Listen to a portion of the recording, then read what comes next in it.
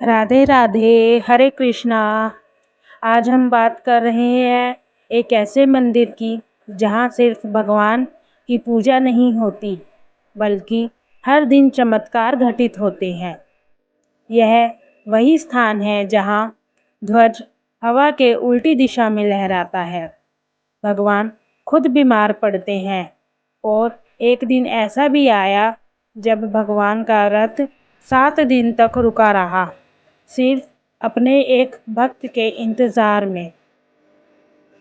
हम बात कर रहे हैं जगन्नाथ मंदिर पुरी की। कहानी शुरू होती है द्वापर युग के अंत से, जब भगवान श्री कृष्ण इस पृथ्वी से विदा लेने वाले थे। जंगल में विश्राम करते समय एक शिकारी का तीर उनके पैर में लगा और इसी के साथ श्री कृष्ण ने देह त्याग दी। उनका अंतिम संस्कार किया गया, लेकिन एक अद्भुत घटना घटी। उनका हृदय नहीं जला, उसे समुद्र में बहा दिया गया और वही हृदय आगे चलकर नील माधव के रूप में पूजित हुआ। समय बीता और राजा इंद्रद्युम्न को एक दिव्य सपना आया।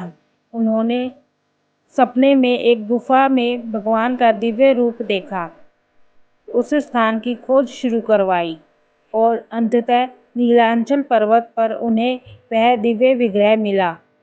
राजा ने उसी स्थान पर एक भव्य मंदिर बनवाया, जो आज जगन्नाथपुरी के नाम से जाना जाता है। लेकिन सबसे बड़ा रहस्य अभी भी बाकी था।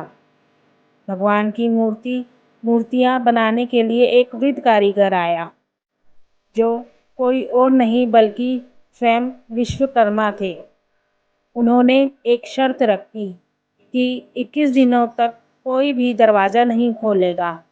लेकिन बेचैनी में राजा की पत्नी रानी ने दरवाज़ा खोल दिया और जैसे ही दरवाज़ा खुला तो विश्वकर्मा जी गायब हो गए और सामने थी भगवान की अधूरी मूर्तियाँ, बिना हाथ पैर के। तभी से आज तक भगवान उसी रूप में विराजमान है। समय बीतता गया, लेकिन इस मंदिर पर संकट कभी खत्म नहीं हुए।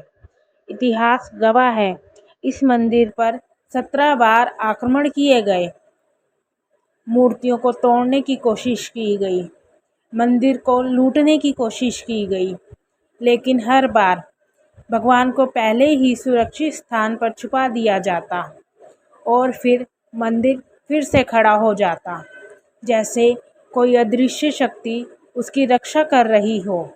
और फिर आता है इस कहानी का सबसे भावुक अध्याय। एक मुस्लिम भक्त सालबेग, जो भगवान जगन्नाथ का परम भक्त था, एक बार वह रथ यात्रा में शामिल होने के लिए निकला, लेकिन रास्ते में बीमार पड़ गया। उधर पुरी में भगवान का रथ निकल चुका था। अचानक रथ बीच रास्ते में रुक गया। हजारों लोग, हाथी, घोड़े, कोई भी रथ को हिला नहीं सका। 7 दिन बीत गए। फिर एक सपना आया। भगवान ने कहा, मैं अपने भक्त सालबेग का इंतज़ार कर रहा हूँ। और जैसे ही सालबेग वहाँ पहुँचा, रथ अपने आप चल पड़ा। आज भी रथ उसकी मज़ार के पास रुकता है। इस मंदिर में एक और अद्भुत रहस्य छुपा हुआ है। हर 12 साल में भगवान की मूर्तियाँ बदली जाती हैं, लेकिन एक चीज़ कभी नहीं बदलती, उसे कहते हैं ब्रह्म पदार्थ। कहा जाता है यह वही दिव्य तत्व है जो श्री कृष्ण से जुड़ा है। इसे आँखों पर पट्टी बांधकर एक मूर्ति से दूसरी मूर्ति में स्थानांतरित किया जाता है। आज तक किसी ने इसे नहीं देखा। मंदिर के अंदर आते ही समुद्र की आवाज़ गायब हो जाती है। ध्वज हवा के विपरीत लहराता है। गुंबद की छाया दिखाई नहीं देती।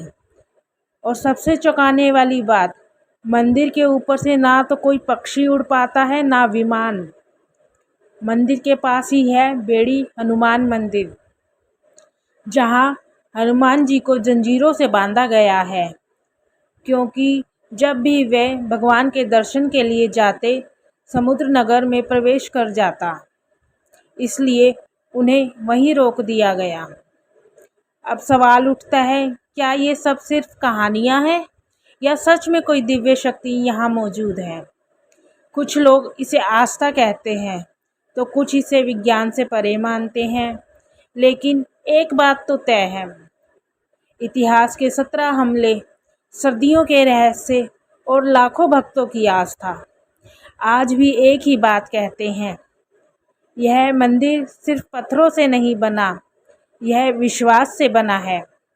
और शायद इसलिए आज भी हर साल रथ यात्रा में लाखों लोग उमड़ पड़ते हैं, क्योंकि उन्हें पता है यहाँ भगवान सिर्फ मंदिर में नहीं बल्कि अपने भक्तों के दिलों में बसते हैं। नाथों के नाथ जगन्नाथ की जय।